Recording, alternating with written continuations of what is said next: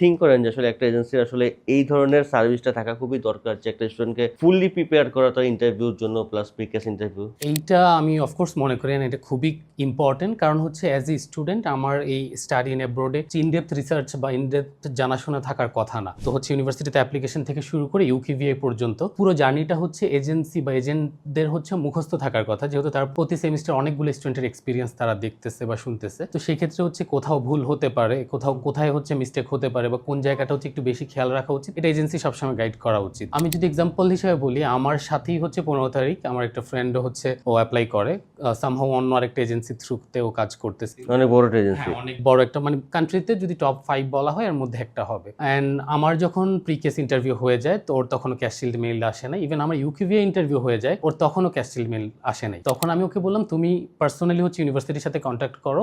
ওর university ওকে বলতেছে এখনো আসার সময় হয় নাই, আসবে আসবে আসবে, ওর এজেন্সি ওকে বলতেছে। আমি বললাম যে আমার যেহেতু চলে আসছে তোমারও চলে আসার কথা, যেহেতু সেম ডেতে পেমেন্ট। দেন হচ্ছে ও কন্ট্যাক্ট করে দেখে হচ্ছে ওর ইমেল অ্যাড্রেসটা ভুল সাবমিট করা ছিল, ওর এন্ড থেকেও কারেক্টটা দিয়েছিল, কিন্তু ওখান থেকে ওনারা সামহাউ মিস্টেকটা করে ফেলে।